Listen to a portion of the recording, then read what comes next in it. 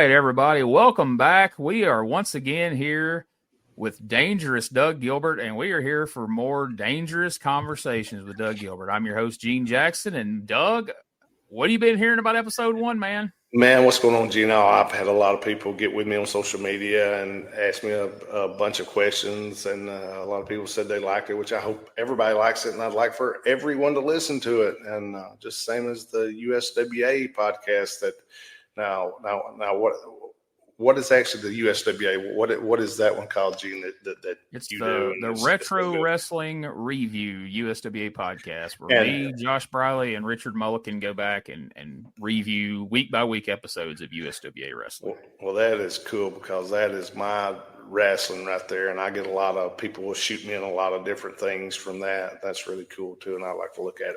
It's really cool stuff. And I am just happy to be back. And this is episode 2, right? We made it through 1. And like I said, I've got good feedback. So maybe everybody likes us talking and like some of the stories that you're asking me about.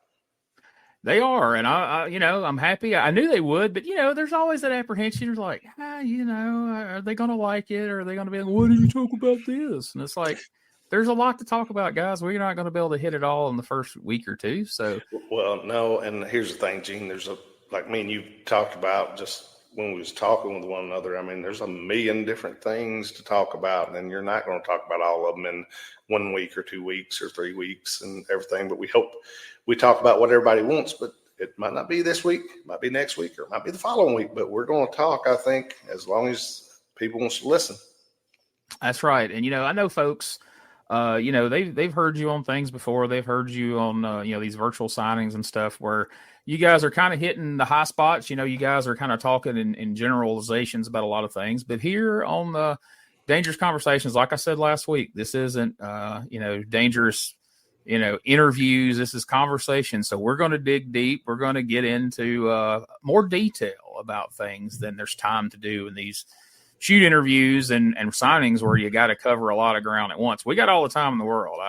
Me and Doug's going to be doing this for a while, I hope. And so we're going to, when we get done with these episodes, we don't want you to be like, oh man, I was hoping they would, talk a little more about that, or they would dig a little deeper. No. And here's the thing, Gene, if we don't hit what you're wanting to know, I mean, they can always shoot you the questions, right? And I will answer what they want, and we'll get it all figured out for everybody. But like I said, there's a million things. Like you said, you go from somebody asking you about point A to 15 seconds later is to point Z. So you leave a lot out in between. But I mean, we'll do the best and go through the years. And like I said, I think you said we might jump from 1 year to the next, or from this year to 4 years. But we're going to go back and we're going to get everything that the people want, I think.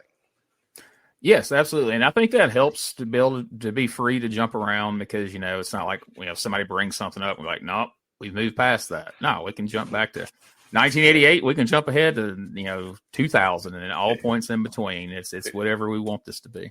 Exactly. We want to answer the questions and tell the stories. So today we're going to start out. I posted this in the USWA group that we've got on Facebook. And thank you to everybody that's joined the Facebook group. Thank you to everybody that's following the Dangerous Conversation. We're up to 700 people following the Dangerous Conversations Facebook page. And we try to post a lot of cool stuff there, from Doug's career and Eddie's career and Mr. Tommy Gilbert's career. And you guys seem to be enjoying that. You're sharing it around, and we appreciate that. And I posted on there that one of my favorite episodes of USWA Wrestling was an episode from January of 1996. And we're going to be talking about that show quite a bit here today. We're even going to be watching a little piece of it.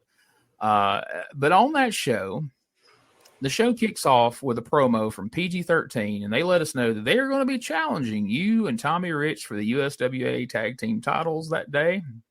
And strangely enough, you and Tommy were good guys at the time. You were the tag team champions, but you were beloved at the time. How did that ever happen? Well, if you don't believe us, folks, that is on the YouTube channel. Go check it out. That show is there, and you will see Doug and Tommy as good guys. It's pretty fun. And I guess I'm talking about how was we beloved, or either how was we the tag team champions? Either one might have been a question in those days. Take your pick. But the funny thing is, even though you guys were good guys, PG-13 were good guys, you guys were still cross. You guys have been feuding for a couple of years at that point, and things still weren't smooth. Y'all had a little bump in the road. They come out to save you guys from an attack, and there was a couple of miscues there as far as punches being thrown, and the wrong people got hit. And Here we are. We're wrestling for the titles today. And you seemed to be a little distracted in that match. Something was going on with you. You accidentally hit poor Tommy a couple of different times in that match, which eventually caused PG-13 to get the win, and you guys were now former tag team champions. Oh, me. It sounded like I was having a bad day that day, didn't it? You were. It turns out something was on your mind, but we won't find out about that for a little while longer. But again, this was a big episode of the show because you started the show out hot, USWA Tag Team title match. Then the second match on the show is a big battle royal where the winner is going to immediately get a shot at Jerry the King Lawler's USWA Heavyweight Championship. So, and it was quite a star-studded battle royal. Like, this wasn't just a bunch of, like a few of you guys and then some enhancement guys. It's you and Tommy and Brian Christopher. The Rock and Roll Express were there. It's every bit of the talent that would have been on the loop, and plus more, like would have been in Memphis, would have been in Louisville, would have been in Evansville. Usually, like when the Rock and Roll wasn't there, when they brought them in, they'd bring them in for a week. Like the week would be Monday, Tuesday, Wednesday, and Saturday, and they usually every Thursday and Friday would be spot shows, but those 4 nights would be those 4 towns. But I remember what you're talking about. And yeah, it was a big deal and big battle royal, and all the talent was in there, and it was a good deal. So like we said, we've got all these big stars in this battle royal fighting to get a shot at the title here on television. And wouldn't you know it, the man who comes out on top, the winner of the battle royal, Tommy Wildfire Rich. So then we go right into the title match after a break. And at one point in the match, I don't know if this was accidentally or on purpose, but Tommy has the referee distracted, and all of a sudden, here comes Dangerous Doug coming out of the back, runs over, has a chain wrapped around his fist, knocks out the King. Tommy Rich gets the cover, 1, 2, 3, and Tommy Rich is the brand new USWA Heavyweight Champion. And again, what a TV show. What so much is happening right here. You guys start out at the beginning of the show. Tommy Rich is one half of the beloved USWA Tag Team Champions.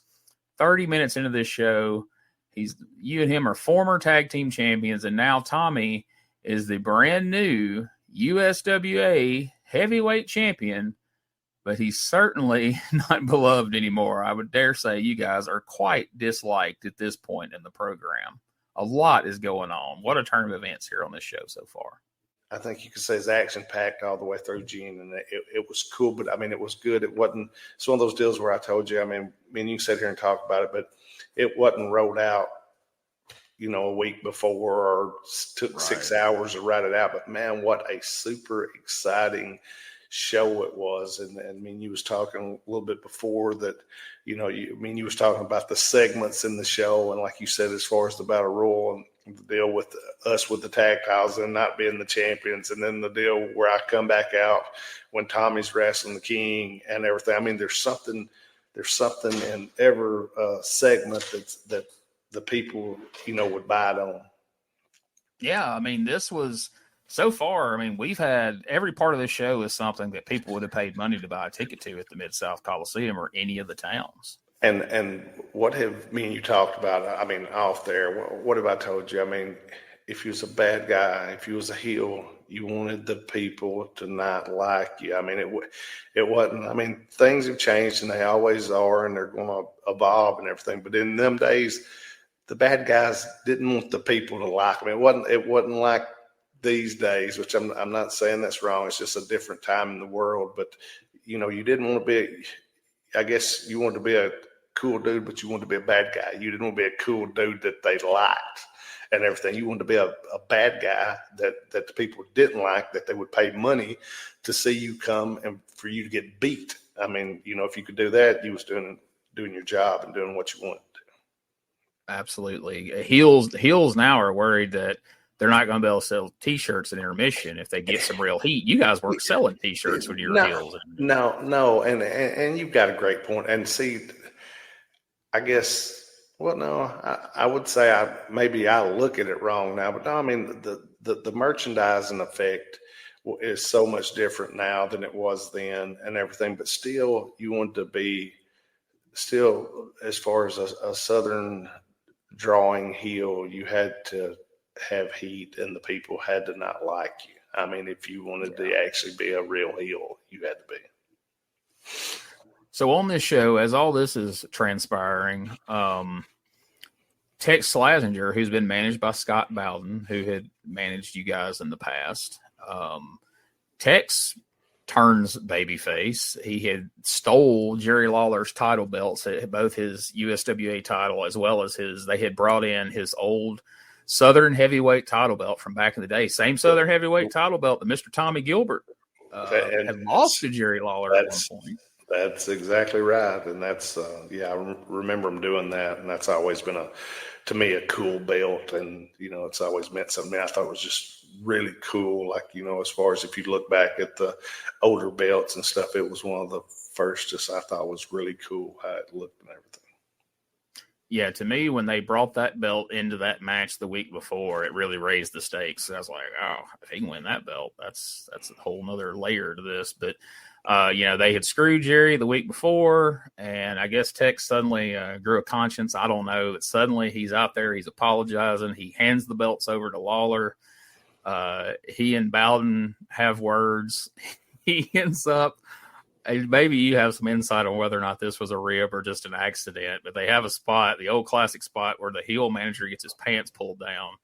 But Tex manages to yank down both Scott's pants and his boxer shorts as well, and Scott immediately drops to the floor in a panic. Well, I'm sure the boxer shorts was exactly not supposed to come down, but I mean, stuff does happen at times and different things, and things go awry, and that was probably one of them. I'm sure the pants was supposed to come down, but most definitely everything was not supposed to come down. Poor Lance. But the cool deal with that, though, Gene, with the good thing with that is that was Memphis wrestling. It wasn't, you couldn't have at some of the greatest stuff that you had. I mean, and everybody else would say, well, it would be a takeaway to be harder because it was live. But I think a lot of that stuff was great because it was live. You know what I'm saying? I mean, it was just, it was, I don't want to say it wasn't thought out. A lot of it was thought out, but I mean, a lot of it was ad-lib, just like me and you were sitting here talking. We ain't scripted what I'm going to say or what you're going to say, but we're going to talk, so you can never tell what I might say. Maybe before I say something too bad, you'll cut me off, but you know what I'm saying? I mean, it's not right. And I mean, you have to know this, I'm sure, from all the tape shows that you did over the years. If you do something and something doesn't go well, and they go, hey, let's reshoot that. Let's reshoot that. We kind of talked about this in the first episode a little bit too, but something's lost that second time around when it's not off the cuff and you're going to trying to capture something again. It's never quite the same that second time. No, you're exactly right. I mean, and see, that was the point of doing things, and with us doing it live for all the years that, we was just used to it being live. I mean, it's a one take thing. You got one shot.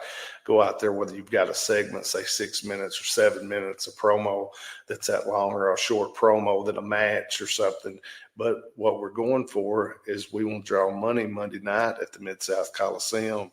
And then, the following week, we want to draw money with that in Louisville on Tuesday, Evansville on Wednesday, the spot shows on Thursday and Friday, Nashville on Saturday. And then the next week, whatever that tape is, you want to draw in Louisville, Evansville, Nashville with that tape and everything. I mean, it's all about, and I'd say 90% of the time, 80% of the time after the TV, you would have a feeling we'd kind of watch the show, we'd think about our own stuff, but we'd watch the show, everybody else's stuff too a little bit, and we'd leave and head towards Nashville. me and Eddie, we would talk about it, or me and Tommy, we would talk about it, or whoever was with me at the time. When we left, I'd always say, well, what you think about the show? Or somebody asked me, what do you think about the show? And pretty much most of the time we'd be pretty on what we thought it would do. And if we didn't think it was the greatest, not that it was all for or bad, but when there's a great show, like you said, so much stuff was going on during the show we're talking about right now, when there's that, and when you think there's not too much going on and everything, you think, so maybe it wouldn't draw as much. And every once in a while it would fool you, but you know what I'm saying, as far as right. You having a gut about it, what you think it's going to draw on everything. Hey guys, Ray Russell here, curator of the WrestleCopia Podcast Network, inviting you guys to listen to many of the programs here as part of the WrestleCopia brand, including, but not limited to, the Wrestling Memory Grenade, currently covering the 1988 and the WWF project. You can also listen to the Regional Wrestling Podcast, where we talk the territories, whether it's Jamie Ward with Georgia 81, Roman Gomez with the UWF in 1986, or Gene Jackson covering Memphis in 85.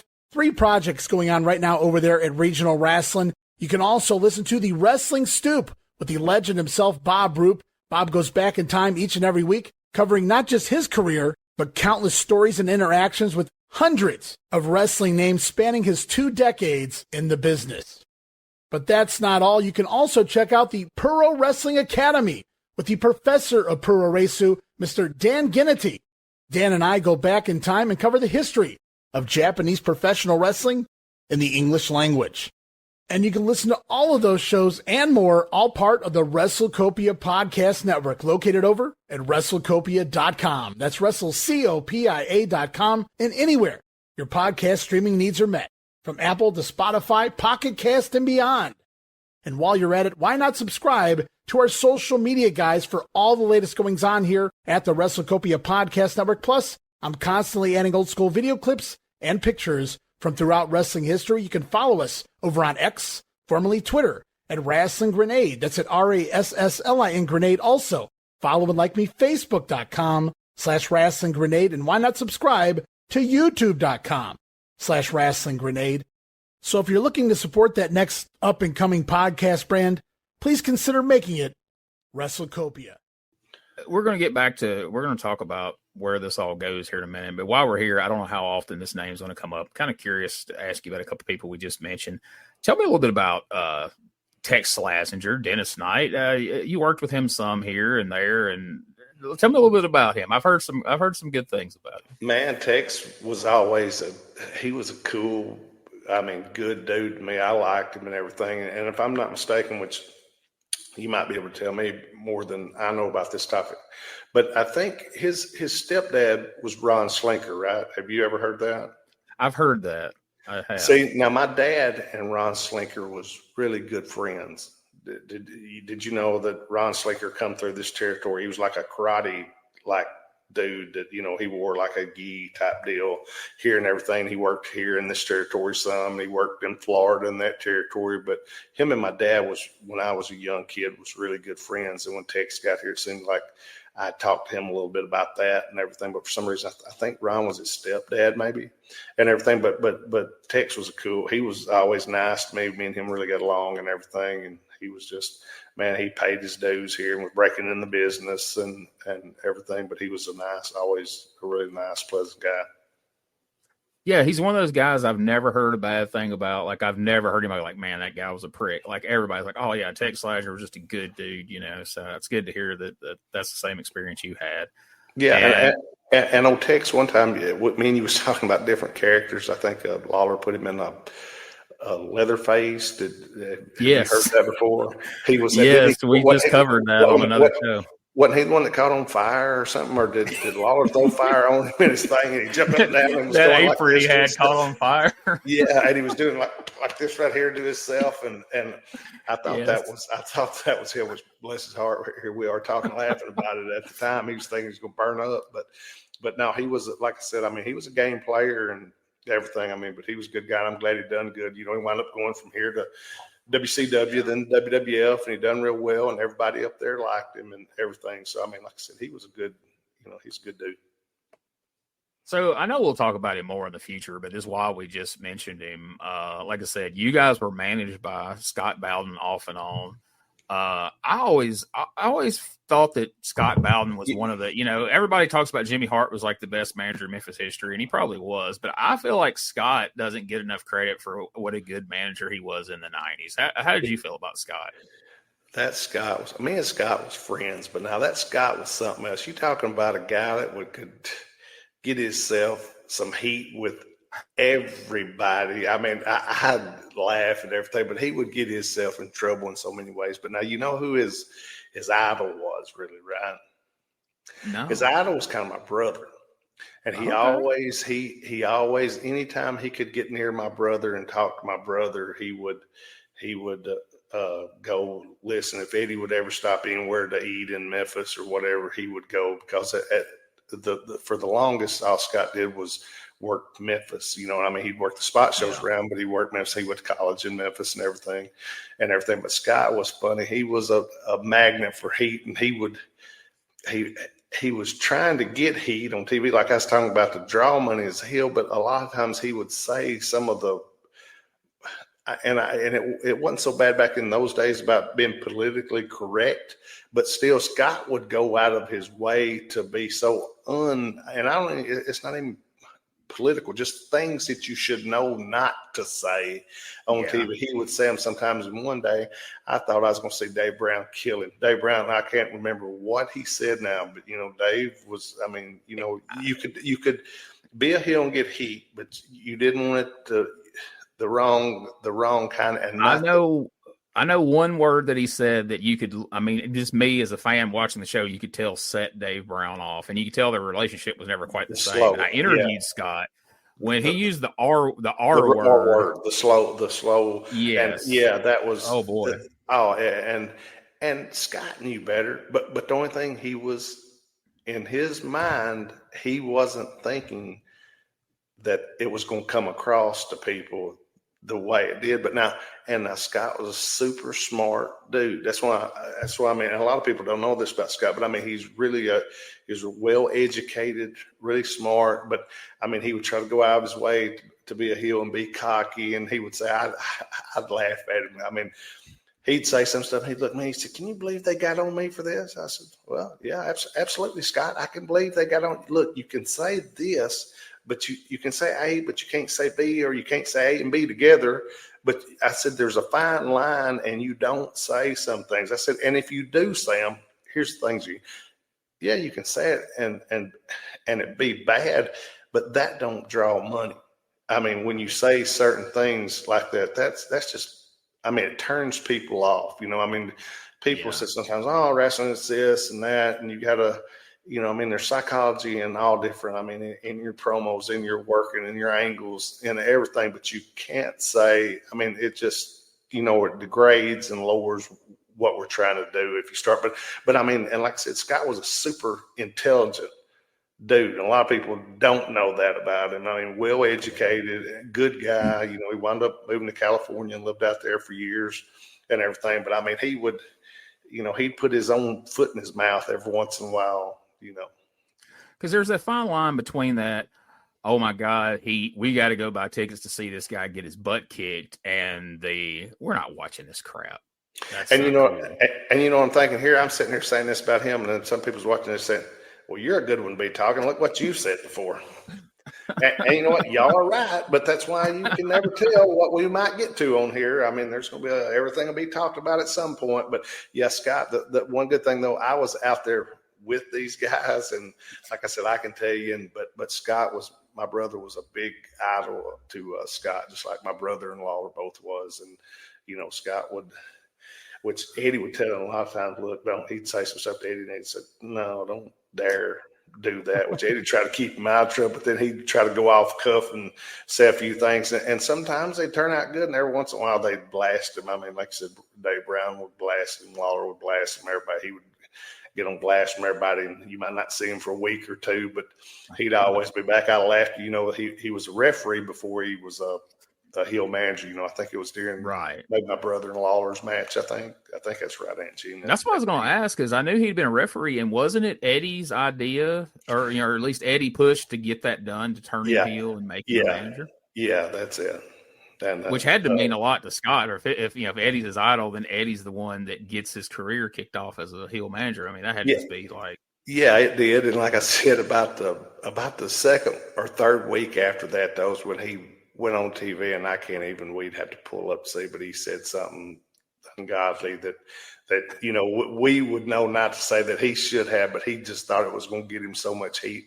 And I remember he come to TV that next week, and he wasn't on the TV sheet or nothing. He said, "You think I did something wrong?" I said, "You think?" I said, "Yeah, I'm afraid a little bit you did." But I laughed at him because, they kept him off TV for a couple of weeks, and they put him right back with us. And Scott was cool. And the cool thing, Scott could talk. And like I said, he carried himself well. He's intelligent. He knew what he was talking about. Just he would try to push the limits a little bit, and every once in a while it would go a little far and everything. Then they'd reel him back in. I found him entertaining is the week after this angle we just talked about, where Tex pulled his pants down. The following week, Scott comes out on TV with this big duffel bag full of mail, and he's like, "Lance, last week was the highest rated episode of USWA Wrestling that ever happened." He said, "And all these folks from the WWF are writing in after seeing my pants pulled down. Like, look at this. We got a letter from Sable. We got a letter from Sonny. We got a letter from Gold Dust." He looked all confused, and Lance's like, "Come on, Scott."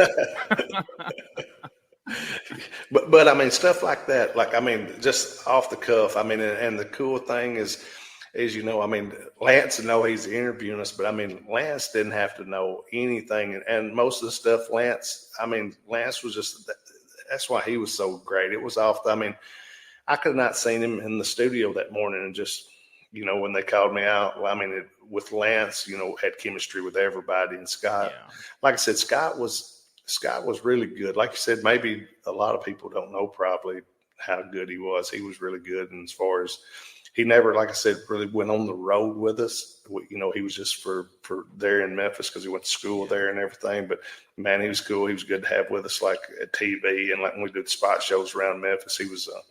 And he'd watched Hard all the years and everything, and did a lot of stuff. I don't say like Jimmy, but he knew as far as a Southern heel manager how he was supposed to, as far as get heat and the people not like him, and how they didn't. The people hated Hart when he was here. You saw the tapes of all that, and that was just really cool and good stuff. So after all this transpires, the King comes out. And he's upset. He's lost his title, and he's blaming Tommy, but namely he's blaming you. I think so. It seemed like I got a lot of blame for most of the stuff, even if I wasn't even there. Yeah, he was pretty upset with you, and he actually makes a statement. He's like, "Well, Doug's not going to come out here right now," and then Lance goes, "Oh, here he is, he's coming." So let's take a listen right now to this promo. And this is something. There were a couple of things going into this that I really didn't have any explanations for. The King of Rock and Roll, which we talked about last week. So, folks, you can kind of see who's driving the bus as far as these interviews, because now we're on to Gene's next big question, this promo. So, folks, I want you to check this out. Listen to this. We're gonna watch it along with Doug, and then afterwards we're gonna talk all about it. So, let's check this out. This promo from USWA in 1996. Well, here's a gentleman that can't be too happy about losing the belt, but even more so than that was the way. I think the fans told you what happened, Jerry. Well, you're exactly right. Not only did the fans tell me, I went in the back, watched the little replay, and it's as obvious as the nose on your face, Lance, exactly what happened. Doug Gilbert, what's the deal, huh? What's the deal with Doug Gilbert coming out, and I got a title match with Tommy Rich? Doug Gilbert comes out with a chain and wins it for Tommy Rich. I want to know, Doug, are you man enough to come out here and try to explain your actions? You come out here in front of everybody. You want to be Mr. Big Fan Favorite. You want to shake hands. You want to high five everybody. Then you want to hit somebody with a chain when their back's turned. Why don't you come out here, Doug Gilbert? Explain just exactly what's going on. Yeah, here he comes. Now let's keep it down to just conversation here today. I know you want to know what he had on his mind. Why? Lawler, I've got a lot on my mind, and for the last 4 days, I'm sure you know what I've had on my mind. It's all been you. It's all been you. Because of you, I lost my USWA tag team belts today. Because of me? What are you talking about? You know what I'm talking about, Jerry Lawler. Don't sit out here. You might be in front of all these fans, and you want to think you're such a good guy. You're not. You know what you did, and it's better that me and you talk about this back here, and we don't talk about it out here. Yeah, I told you, Gene. Yep, there it is. Let me just say this. I have no idea what you're talking about. I don't know what you've been doing last night, but maybe your brain ain't exactly right. I think you're talking out of your rear end because your head would know better. What are you talking about? I got no clue. How did I cause you to lose your tag title? Let me tell you how you caused me. I'm sick. I'm fed up to here with you, Lawler. And what that is about. A guy called you. They're having a first anniversary show memorial for my brother in Philadelphia, Pennsylvania, Jerry Lawler. And he called you and he asked you, said, King, could you come on up here and be on this show? What did you tell him, Jerry Lawler? See, it ain't what you did. It's what you won't do. See, you try to tell all these people, you're the big king, which I give you respect and I give you credit. And I told you about 2 months ago, I would stand in line and I would wait till you was through. And then, see, Gene, I was supposed to be getting a title shot around that time. Jerry Lawler.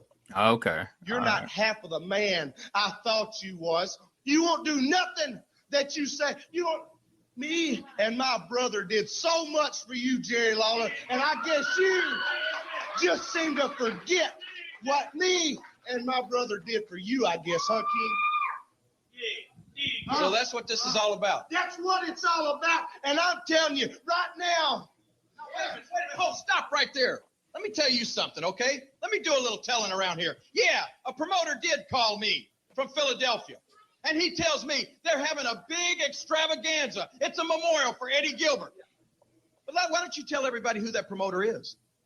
Well, maybe everybody won't know who he is, but I sure as hell know who he is. His name is Dennis Carluzza. Do you remember that name? Or do you remember everything you and your brother did for me? Do you remember who Dennis Carluzza is? He's a shyster from Philadelphia who a few years ago came down here and made my life miserable by trying to claim to everybody that I had a couple of illegitimate kids running around Philadelphia. That's the same Dennis Carluzza that is promoting this big show, Dennis memorial for Eddie Gilbert. So, no, I don't care about being on that, but let me tell you this, Doug. No, you let me tell you something. Like I said, you must not remember nothing. You must not, you're talking about, I must be stupid or my memory's bad. No, your memory's bad. You think back about 13 years ago, everything my brother did for you, everything I did for you. And then what are you going to do in return? What are you going to do? You going to run the WWF or are you going to go home? He didn't like that, did he? Walnut Road and sit at your house. Let's say this right now, Doug Gilbert. You want to talk about everything you and your brother did for me? Why don't we talk about everything you and your brother did to me? You want to talk about that? Let's talk about somebody's memory being good. My memory's real good, Doug Gilbert. I remember everything that you and your brother ever did to me. I remember right out here in the parking lot of this television station one day when your brother Eddie slammed me through the windshield of a car. I remember another time when I won a car and your brother Eddie came out with a baseball bat and busted the windshield out while I was sitting in it and glass went in my eyes. But let's top it all off. I'll tell you something I remember. You ought to remember this. You were sitting right beside him right out here in the parking lot when you and your brother were in a car and he ran right down the parking lot and ran over me and could have killed me. And you think he cared? Did you care? Let's talk about the stuff that you did to me. No, I'm not going to be on no memorial show for Eddie Gilbert, and I ain't making no apologies about it. Do you understand that? Will you let me tell you one thing? Wait a minute. You know, Jerry Lawler, of all these stinking people's always been behind you. Y'all be behind me, man. If it wasn't for you stinking people, he wouldn't even be here. It wouldn't be for you know guys like Doug Gilbert, myself, and Eddie Gilbert. You wouldn't be here. It's guys that helped you out, that helped you make a name. Hey, if it wasn't for us and all these people, you wouldn't even be here, Jerry Lawler. Hey, the bottom line is, whether you or these people, either one, think this man's right, I think he's 100% right, Lawler. That's fine. Tommy Rich, because I know the way both of you think. I don't forget stuff. And I don't forget what Eddie Gilbert did. I don't forget what you did, Tommy Rich. I don't forget when I had a match against Austin Idol with my hair at stake. It was a lowlife named Tommy Rich who hid under the ring. Hid under the ring for 6 hours. You hid under the ring for 6 hours. And when they put up the cage and the match started, who came crawling out like a snake? Tommy Rich. And I got my head shaved. I thought about you every day for about 6 months. Hey, and it was you and Austin Idol who took my legs and pulled me into that ring post, Tommy Rich. And I had to have surgery. And I think about you and your brother every single day. And you ought to think about it because it's your guilty conscience of what you did. See, you remember everything. That's because you're a dinosaur and times are changing. I remember everything, and I'm going to remember today, too. I'm going to remember the little trick you pulled today, and don't think you've heard the last of the king on it, okay? You're talking about the fact that it was on. From behind, Doug Gilbert rattles Lawler as Rich and Gilbert I think there's a are pile out drive here. coming up here, Lawler aren't out there? by I believe himself. so. Oh, boy. Nail Lawler down. Yeah, that's the kind of attitude that tells everybody that you hadn't changed a bit. Oh, now don't do it. Pile driver right here on the studio floor. I bet you remember that, King, don't you? Hey, you remember that? Come on, Richard. Lawler knocked out. We're going to take a break and see if we can get somebody get in here. Oh, God, get these guys out of here and let's help Jerry. But that's what you was talking about, G, about when I talk about segments and exciting, and you go back to the old entertaining and heat part of wrestling. To me, that right there is it. And in those days, that was 96, right? Yes, 96. In 96, how many do you remember any promos? I mean, just straight promos like that. Like I said, there was no. Oh, that was 6 or 7, 8 minutes or so, wasn't it? Something like that. Right at 8 with the whole thing.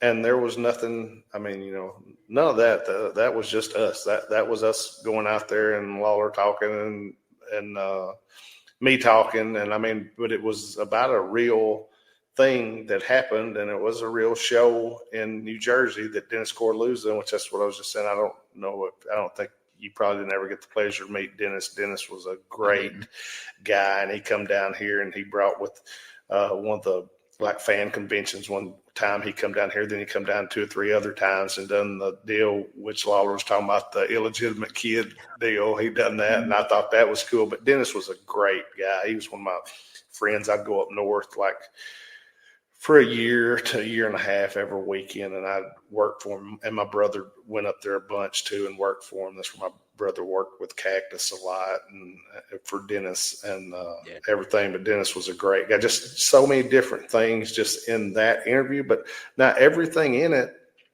we didn't talk about it. But I mean, everything in it was real. I mean, it was personal. I mean, it was personal to me. It was a show for my brother. I mean, if people can't see that, you know what I'm saying? I mean, you're telling a story, but everything involved in the deal was straight up, and it was happening at the time. So, I mean, there's just that interview. I think there's a lot of stuff like that we did. And I mean, it's personal. I mean, and people can see that it's personal. And I think we'd say, with personal angles, just funny. We didn't think funny was no money, and we thought being personal and serious that you would draw money and people would look at you as being serious, and that's what we wanted. So, how was you looking at it in those days? So in 1996, I'm in college. I'm just starting to, figure some things out about wrestling, starting to learn some things, and so I realized that, okay, wrestling's a work, but I don't know exactly how all this works. I don't know what's, known beforehand or whatever. And I'm kind of trying to pick these things out. So I'm watching this interview unfold. And like I say, I'm pretty blown away by this show so far because I was a fan of you guys. I was a fan of PG-13 and Lawler, of course, was one of my favorite wrestlers growing up. And so I was pretty invested in this whole show because, like I say, it's a freaking roller coaster up to now, right? It's like we're all over the place. And so, you guys are out there and you start saying some things, and I'm like, that sounds pretty legit. Like, I don't think this is wrestling stuff right here. Like, I think this is getting a little, and I'm sure that's the desired effect. And so, I'm like, all right, this isn't, there's some reality to this, but it's still wrestling. But when it went off the rails for me, when I'm like, what is happening right now, is when Tommy comes out and Tommy goes, that was fake, man. That was fake. I'm like, holy, whoa now.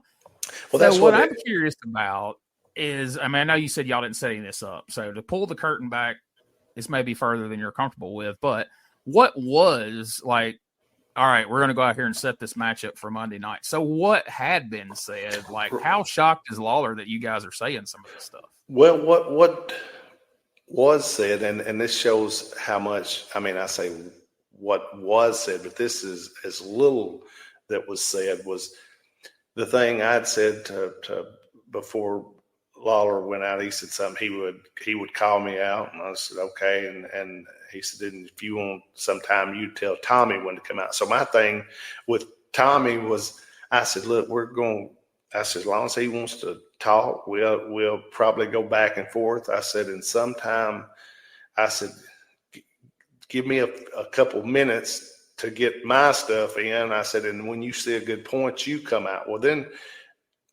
when everything's flowing good, it seems fast. When you're on live TV or when you're not even taping, when it's flowing good, it seems fast. Seems like everything goes fast. Well, that whole deal to me didn't seem like 2 or 3 minutes. Like you said, it was 8 minutes, 8 minutes or something. But like I said, everything we was talking about and the people could follow it was a real show in New Jersey that he wasn't on, and Dennis had asked him to, and he had to do something else and everything, which, if you followed that personally and you thought about it, you could see how maybe I wouldn't appreciate that.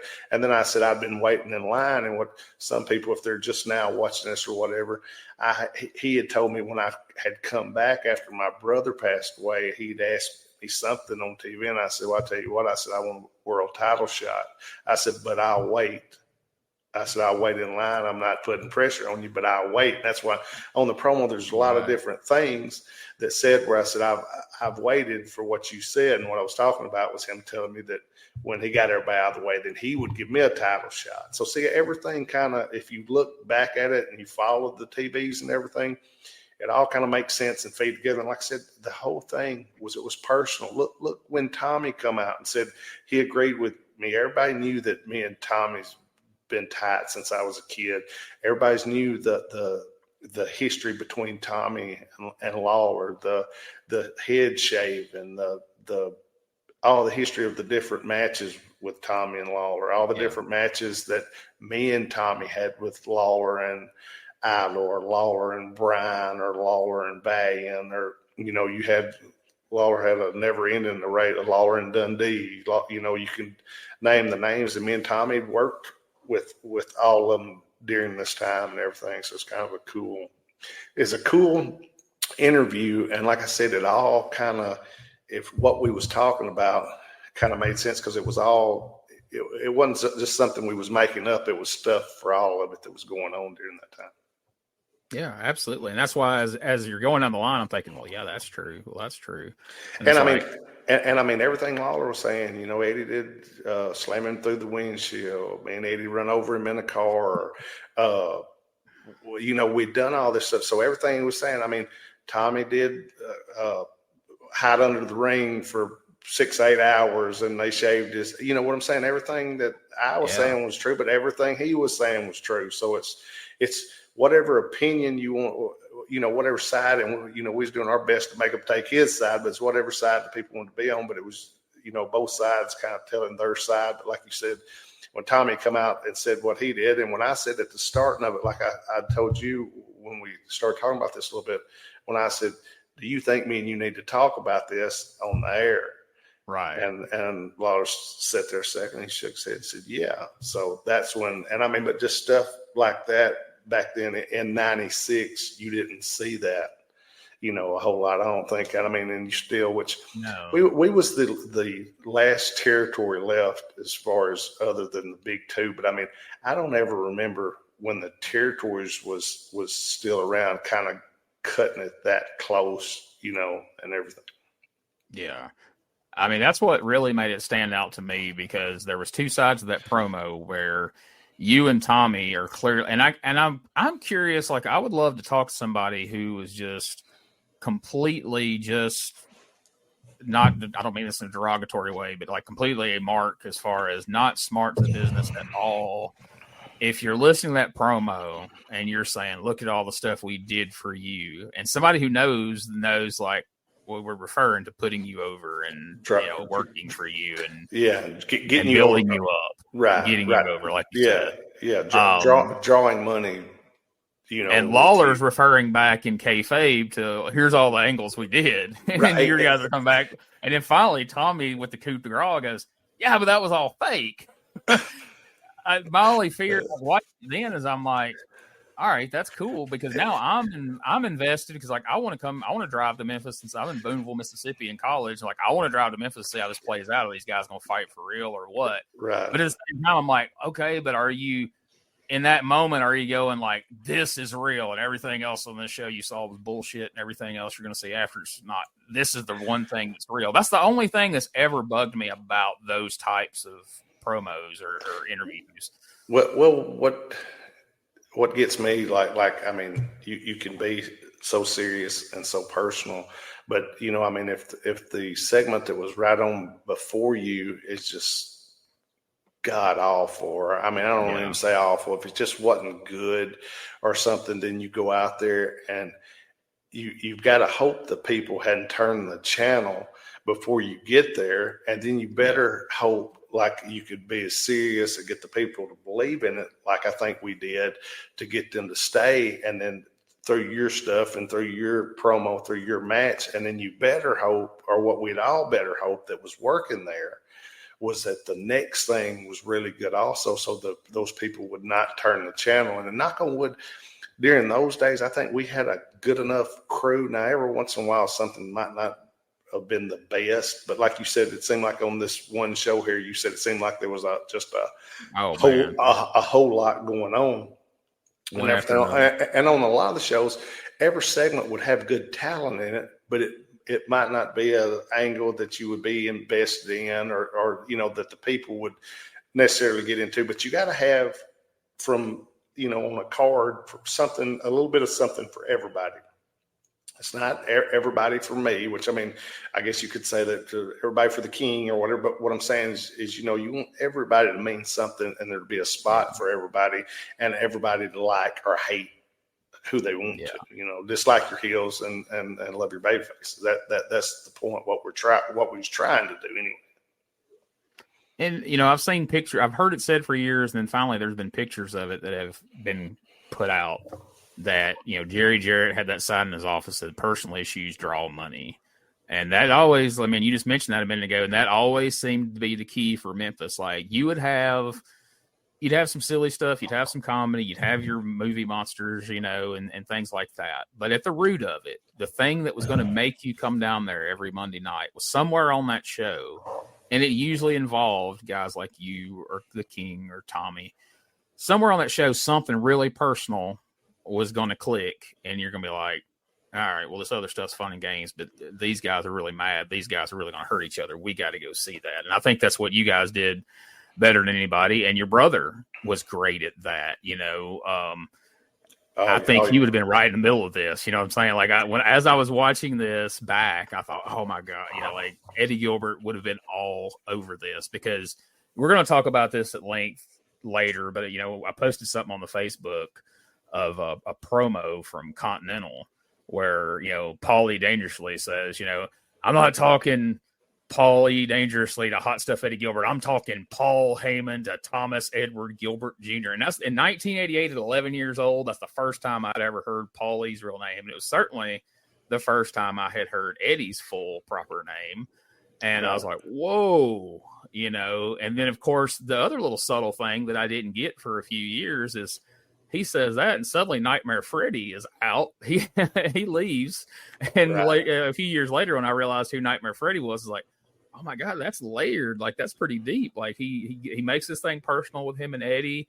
His brother walks out, and there's this whole other layer that if you know, you know, and if you don't, you're intrigued at least. And Right, and it's right along those lines. That's it, and like I said, and I think you just said it like you said. If it was, some of us doing it, or pretty much, and if I wasn't here, if Tommy wasn't here, and 90% the King was here, but the people you saw doing the personal stuff, I'd say 95 to 100% of the time, the people bought it and believed in what they was saying, and that's what it took to draw money. I mean, it took your personal issues. I mean, but like I said, you got to have a little something for everybody. Maybe some folks want something a little funny or whatever, but as far as your money, people wanted something personal. I mean, people wanted to be able to interact and be able to see and believe what they wanted to. And during those days, I mean, you had your people that would say, oh, we will, whether we watched WWF, WCW, whatever it was, you still had your diehard USWA fans, and they watched on Saturday morning, and they wanted to believe. If you would give them a reason to believe, they would. And I mean, it was just there were certain ones of us that I guess could do it a little better. My brother was great. I mean, like I said, my brother had a super mind, and I mean, working wise, he could work as good as anybody. I mean, he was really good at what me and you're talking about here, as far as like some promos I saw him do. Like one of the promos I think you showed last week that he come out and did. To me, all this kind of goes back to the same thing, which me and Tommy was doing it for Monday night, and like I said, for the loop and for the TV and everything. And Eddie cut a few promos, and it was personal, and it was what he was thinking. Now, maybe some of them that some people didn't agree with, but what I'm saying, it would still draw money if you was there to work and carry it out. And that's the thing. No matter who on the other side of that curtain may not have been happy with what exactly was said, they couldn't deny that this is going to draw money. We got to go with this. Right. It's hard to go against if the people are with it and everything. I mean, you might get, and I might a few times got said, well, why? What are you thinking? What, Doug? You're a businessman, right? And I'd say, yeah, it's business. I think it'll draw, but I mean, it's like I said, you can't go. Well, I say that, but you can't go too far. You don't need to. And there's a little bit of a line, but we had a whole lot of leeway during those days. I mean, and you can look at a bunch of the different shows and a bunch of the different stuff that we done and everything. And like I said, but I think that interview there is a really cool way to show what you can do. And I mean, like me and Lawler going back and forth, and what he was saying to me, I mean, like I said, it was all stuff that had been done. When I was saying him was stuff that what I thought, what he was saying to Tommy was, you could follow all of it. Yeah. And it all was like a personal, like if you had somebody you didn't like, or if it was a friend that had done bad stuff to you or something, I think everybody could relate to what was being said. And I think that's a big thing in the business.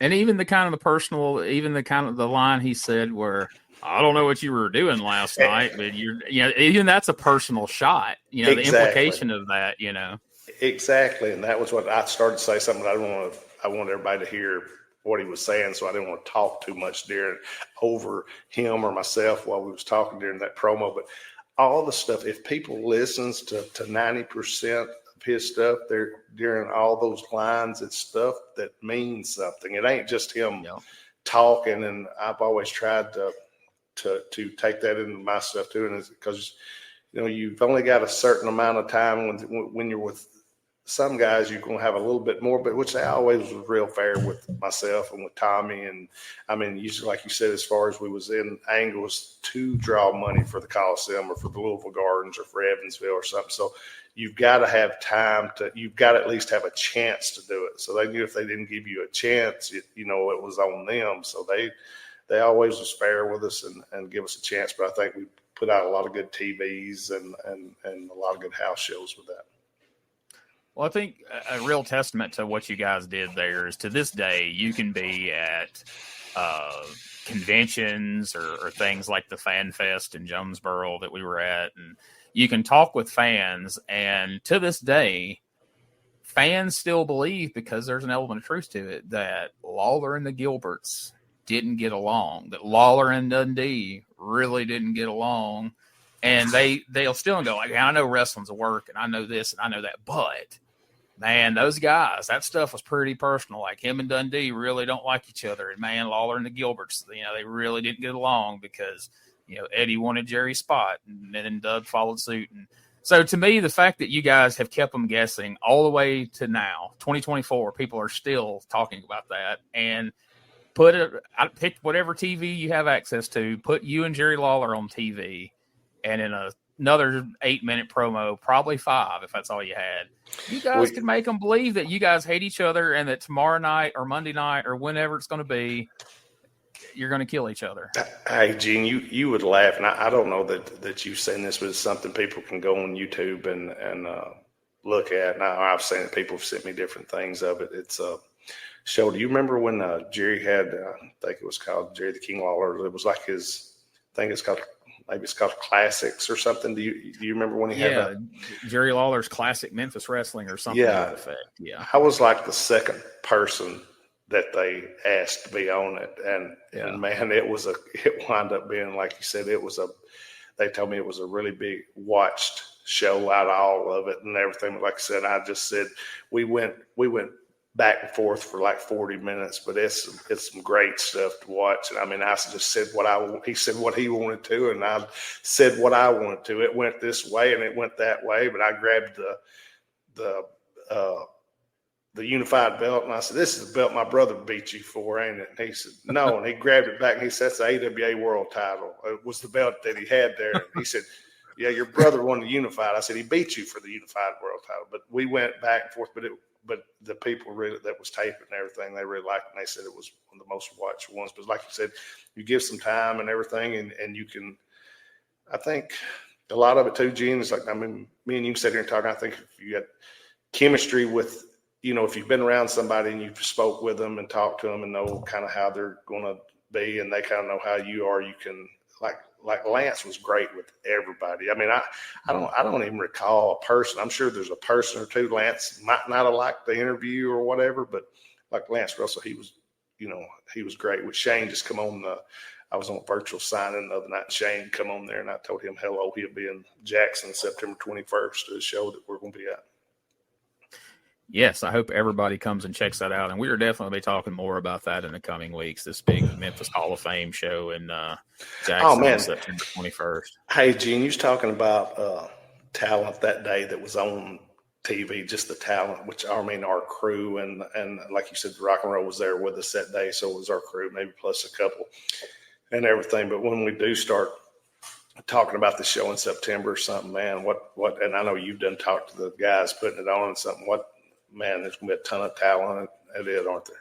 I'm so excited to get to this thing, man. We're going to be there promoting the podcast, this podcast, the USWA podcast. But the fan in me, I'm super excited to get to see a lot of these guys I've never had a chance to meet before. So to get a chance to shake their hand and meet them will be great. Well, you'll get to meet them, and it's a who's who. I mean, just what I've heard now. Now they're still booking this thing, but just what I've heard now and of what I know, it's going to be a who's who of wrestling and everything. And me and you'll get to sit around and sit around and talk with a lot of guys. And I don't want to do a little recording there that night. And there's a few guys that from my past and me getting started in the business that are going to be there and everything. That'd be a cool deal. It's out there. We're not going to go into it now because this podcast will get real long real quick, but you are going to actually be inducting someone into the Memphis Hall of Fame, a guy that was your tag team partner. Like I said, we're not going to get into who it is right now, but when I found out that he was going in the Hall of Fame and when I found out you were inducting him, man, I was super excited. I love this guy. He's such a great guy, such a great wrestler, and it's going to be fun. Hey, he's great, and it's one of the things, and and I mean, I ain't got to say his name or not, but one of the things somebody was asking me the other night, because I knew what a lot of people ask me about when I say tag team stuff, that they always go back. It's always me and Tommy, which I mean, me and Tommy was tag team for years too. And I love being partners with Tommy, and we had great times, great matches and everything. But this guy, they wanted a question that people wouldn't. They said, was there a question? I thought maybe people about my career that people might not know the answer to. And I said, well, I'm sure there's 3 or 4. I said, I'd have to probably think about it a little bit, though. I said, just right off the top of my head. I said, well, one, I said that might be a little bit difficult. I said, well, people probably get. I said, who was the first person that I ever won the USWA tag titles with? Which I knew what I would get because me and Tommy won them 5 or 6, 7 times, whatever it was. But that guy is who I'm inducting into the Memphis Pro Wrestling Hall of Fame. So to me, that was real cool. And that was at a young age still for me. So that was a cool deal. And I traveled with this guy a lot and learned a lot from him. And we hope to get him on the show here between now and then. But like you said, even if we don't manage to get him on the podcast, we'll definitely record with him that night.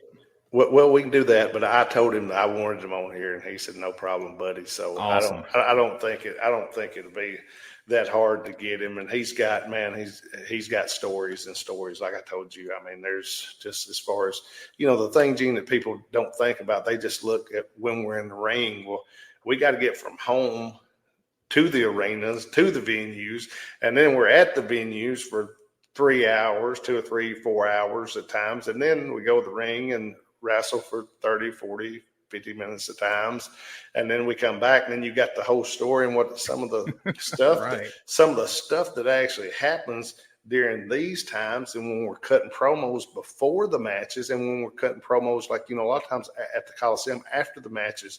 When we got done, we would cut promos in after we're done. Either, I mean, we could have blood all over us or not, but we've just come out of the ring and went to the back, and Lance is done at the ring, and he'd come to the back, and we do promos for Louisville and Nashville and Evansville. And, a lot of that, the people never know the stories of, but that's some of the coolest stuff that, that I think that people, in which I'll laugh, like me and Tommy would talk about it a lot, like a lot of the funny stuff and the stuff that people don't know. And like you said, as far as what the people think and everything. But I mean, like that interview that me and you just listened to, I mean, man, I love that. And I think it's cool when you can get everybody to buy into everything that you're doing. And to this day, people still watches it and still talks about it. Absolutely. Well, I'm glad we got to talk about it because, like I said, it's something that's always fascinated me, and I really wanted to talk to you about it. And before we go, we're kind of against the wall on time here, but I always want to squeeze in at least one fan question because the fans have been great about sending you questions that they want to answer for. So I've got a couple here that I think would probably be lengthy. So this one may be sort of a short answer, but this is from Dakin Duncan from our Facebook page. He would like to know, why were you never in Smoky Mountain Wrestling? Man, I was asked a couple times about going, but you got to realize every time that I was asked, but it was while I was still working in this territory in the USWA. That's why it was still going on. But, they would run shows, and a couple of our guys, like I think PG went up there and worked against their tag team champions. Tommy wound up going up there when he left from here and worked for them till they closed down. But I was asked a couple of times but there was always shows here. So to me, I had told Randy Hales at one time, and I think he'll tell you this, well, always keep me here and keep me is it wasn't so. I think I might have used the words close to home, or I said I had rather be, if you got to send 2 or 3 guys, because it was doing angles, interpromotional angles, I said, let them go and let me and whoever it is. And the cool thing was, you knew Lawler was always going to stay here. So I knew, if they sent half of the other card, at least you still have Lawler, and I could be here to work against him, or I'd have somebody else to work against, but I'd always be here. And that was kind of one of the things, which, I mean, that might be silly, and maybe I should have went on there or something for a night or 2 or anything, but it just wasn't anything that really, I guess, interested me that much and everything. Plus, if you're not from the area, if you live far off and you just hear Memphis, Tennessee, Knoxville, Tennessee, well, it's in the same state. Geographically, Tennessee is wide. So Memphis and Knoxville are far apart. You could go states away and be closer than if you were going from Memphis to Knoxville. So that's a big factor as well. I was going to say, I mean, me and you can jump from Mississippi to Tennessee to Arkansas in an hour. It'd take us freaking for you to get to my house, it'd take 2 hours. For you to get from my house to Nashville, it's another 2 hours. For you to get from Nashville to Knoxville, you're another 2.5 hours. So not saying I ain't been on a lot longer trips than that, but it's one thing when the territory was like it was and you was kind of used to it here. And like I said, but by all means, it wasn't the easiest territory in the world. Like I said, I'd heard Jerry Stubbs and them talk about him, which I told you on the last podcast about how great a worker he was. He said he loved the Florida territory because, what'd you say, the trips wasn't but an hour and a half. You'd be at home every night in Florida and you'd be on the beach every day. And which, everybody's got their reasons and everything. But I mean, we just, I guess we thought we was doing everything the right way, or hope it was anyway. Well, I'd say it worked out. So, I don't think your life would be any more enriched if you'd have had a couple of matches in Smoky Mountain back in 93, 94. Well, no, I don't think so. Because unless I'm mistaken, I think like Tommy's last month there, they were supposed to work like 18 days, and I can't even remember. And this is not in my forte anyway. But the money guy is like a rock and roll guy or something. Was Rick the Rubin. one? Was that who it was? Yep, that was the bankroll. Yeah, and wasn't he a rock and roll guy from California or something? Yeah, big time music producer. Now, he was a producer? I didn't know. I'd heard it one time. It was like one of the bands or something. But see, that shows you know more than I do about a lot of this behind the scenes stuff. I can tell you the wrestling stuff, business stuff. You probably know more than me. But I mean, I never ask. I just the word I got was it was a band, a producer or band guy or something from California. And he was really rolling some money through there. Now I think they was really spending some money by the sounds of it back then. But like the last month they was supposed to be open. I think they were supposed to have like 18 shows one month. Maybe it just kind of closed or something. I'm not sure. I'm going by, I think, what Tommy told me, because he was there at that point. I think Tommy's probably still waiting on a couple of checks from those days. From what I've heard. I think so, and I think, if I'm not mistaken, I laughed at this because somebody was trying to tell me a story about it. And Tommy was with me. I said, and they was telling me a whole different story. I said, well, tell him this story here, because if I'm not mistaken, Tommy was the heavyweight champion, wasn't he, when they shut down? Yeah. And that person was telling me some kind of total different story and something about I wasn't there, so to me, it's not my business. But Tommy was there, so I'd say he knows what happened and everything. That may be a future dangerous conversation I know we got to get Tommy Rich on here at some point. So, I'm kind of banking some questions for when we have him here. That may be one. Oh yeah. You need to make sure and come up with some questions for Tommy, because he's around quite often, and we'll sure have him on here and get his outlook on a few things. Oh, I've got plenty. I'm a huge Tommy Rich fan, just like I am a fan of the Gilberts and Lawler and everybody else. So yes, I'm looking forward to when that happens. But all right, Doug, it's been a great episode too. I think everybody's going to enjoy this show just as much as they enjoyed episode 1. And next week we're rolling on to 3.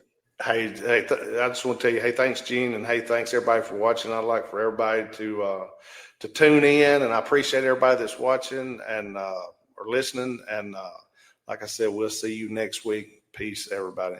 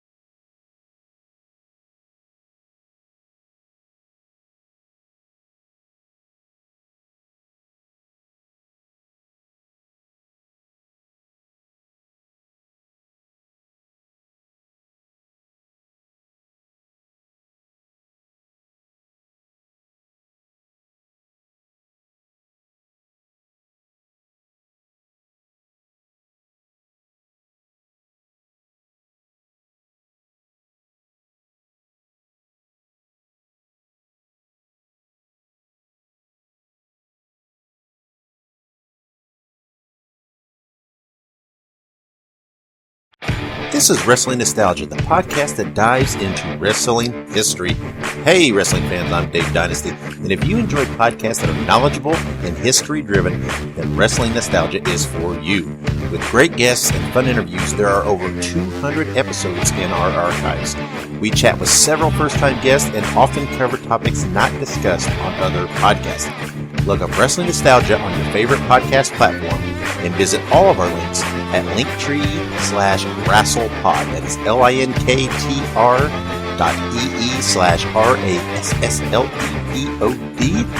And remember, wherever you go, whatever you do, be good, be safe, and keep on growing.